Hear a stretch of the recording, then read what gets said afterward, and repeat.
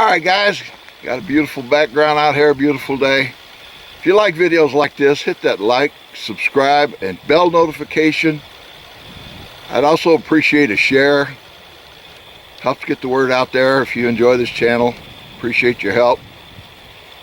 God bless America and our armed forces, past and present.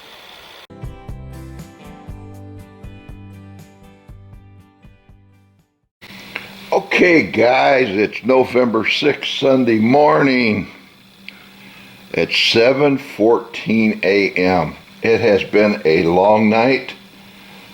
Our internet has been down. It went out halfway through the Michigan game last night. But I can't show you the reloading on this. But what we're getting ready to do is load some 9mm. 124 grain Everglade copper plated. I have got, there's over probably about 700 in here and a brand new bag of 500. I bought these back before all this bull crap started. So we're going to be loading these up. We're going to be using Remington 1.5 primers,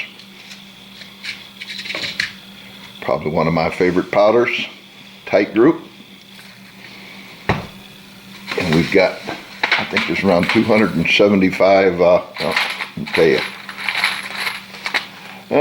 272 pieces of brass, all decap sized, ready to go.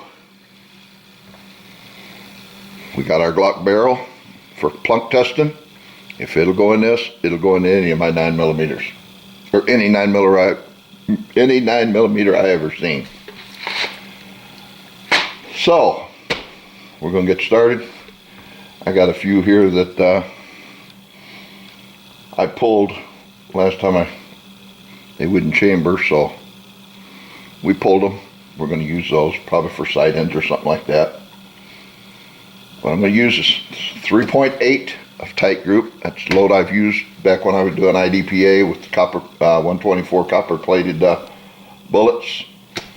That's the load I use for cast bullets and everything, 3.6, 3.8. And I know a lot of guys have been doing the test, and I'm going to do one later. I picked one. I've got about 200 of these 124 Acmes, and these are high-tech coated, and this has been loaded up for quite a while with 3.8 grains of tight group. I'm going to pull it, just see what the base of the bottom does, see if it affects the high-tech plating, because I know a lot of guys have been finding that it actually I guess melts the powder coat on the base of the bullets with the tight group. It's one of the powders that they say they've been having problems with Uncle Jim and, oh, I can't remember who. I think Walter Bunning, I think, did it. But I've always used it. I've got over 1.5 pounds of it left, so we're not going to let it go to waste, so I figured I will use it for the plated bullets. So I guess we can get started and get some primers all in the tubes and get started. I'll give you a visual when I get done with it, and I may do the complete process on and put it over on Rumble. Ain't really decided yet. I know Walter Bunning lost his channel because of, I guess, reloading, casting, whatever, so they yanked his channel right off of YouTube. So he's got a new channel, and I'll put a link to his new channel in the description below, so you can go over and check out Walter. Wealth of knowledge. Him and CW and Uncle Jim, Jamie 586, Kyle Lust. There's just a passel of them out there. There's a lot of knowledge out there. I mean, I've been doing it for, well, right at 46 years now. I've been reloading, so there's a lot of people out there, a lot of information, and I've learned things from Walter and CW and Uncle Jim, of course Kyle and Jamie, watching the Friday Night Shooting Connection. I'll put a link to that. They're on for every Friday night. And I've learned a lot from them. I mean, they are some great guys and very knowledgeable on just about anything.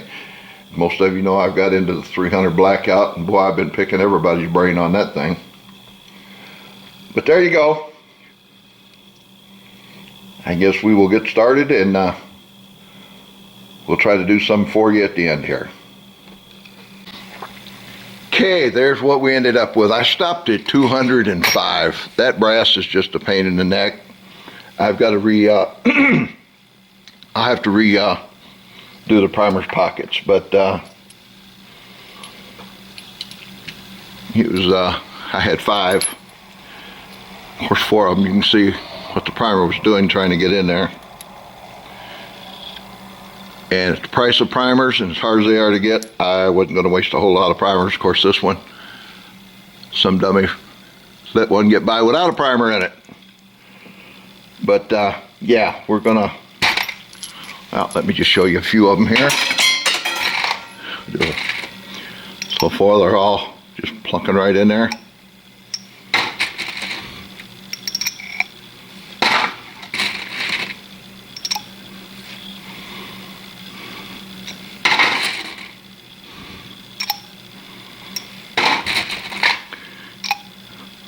Like I said, this is set up for the Glock, and all other ones will work just fine. So we're going to go ahead and finish this up, and we'll mark them with a blue mark on it. The ones that do chamber check off. If there's any that I always use a blue mark because that pertains to my Glock barrel. I see if that blue mark, I know they've been chamber checked. And if 1 or 2 don't, then I'll give it a different color, and I know it'll work through one of these other sloppy chambers. So, all right, there you go. I think we ended up, I think I did, well, I made up for those 5, plus I did 5 more just in case I had another one. So we got 205. The other cases, I don't know if I'll fool with them or not. I might just pitch them, and I got so much 9mm brass it don't really matter anyway. But there you go.